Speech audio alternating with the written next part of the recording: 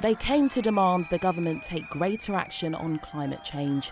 Thousands of demonstrators blocked off Southwark, Blackfriars, Waterloo, Westminster and Lambeth bridges for much of Saturday in a so-called day of rebellion. Criminally complacent in the mass murder of all life on this planet. It's thought around 6,000 people were involved.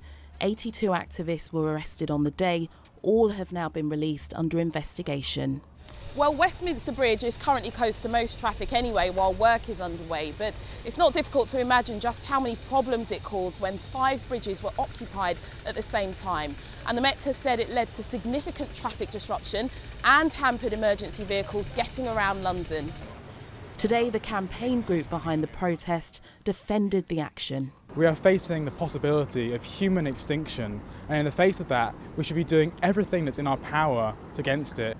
Is blocking bridges in London and causing that level of disruption the way to get that point across?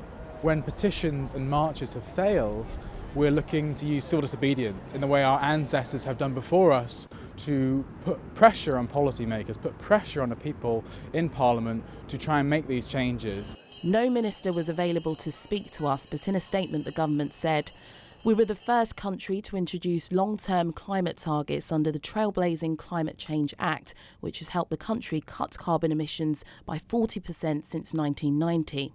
It's clear that all parts of society need to do more, which is why we've asked our independent climate experts for advice on a net zero emissions target."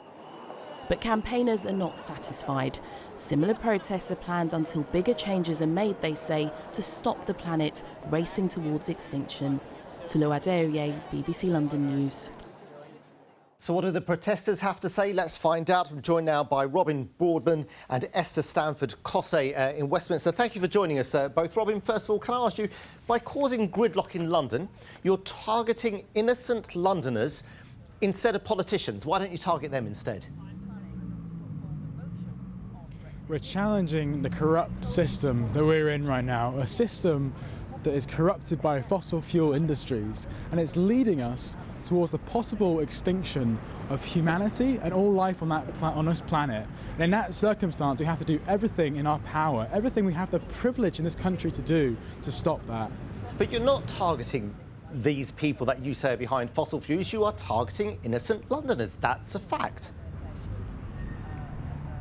We have tried marches, we have tried petitions, we have tried the forms of protest of traditional campaigning, and now it's time to step into the footsteps of our ancestors and use the political protest, use civil disobedience to try and make that change.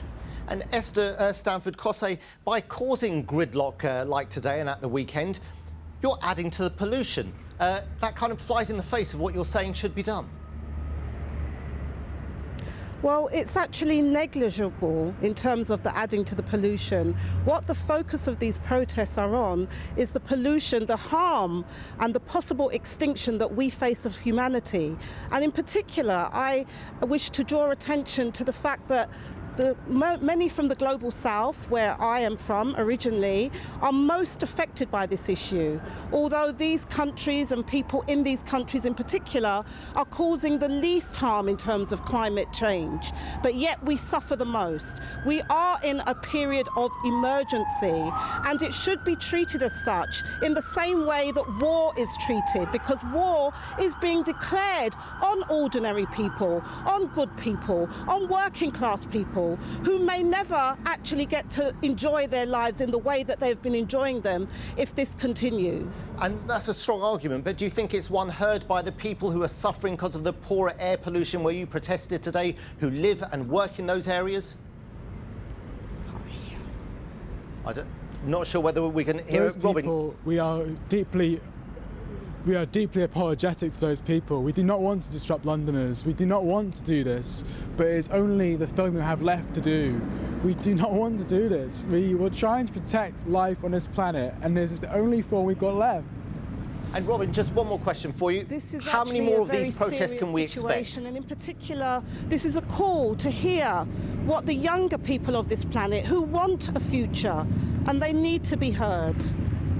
We will be continuing our protests tomorrow, Friday and Saturday, the government needs to hear our call and people need to start talking about the climate emergency that we're in. We're demanding that the government declare a climate emergency and that they go zero carbon by 2025 and start to draw down some of the atmosphere that's in some of the carbon that's already in our atmosphere, and to declare a citizens' assembly, ordinary people voting on our future instead of our corrupted political system. Robin Boardman, Esther Stanford-Cossey, we'll watch closely what happens. Thank you both for your time this evening. Well, we're here till 7 on BBC One. This is what's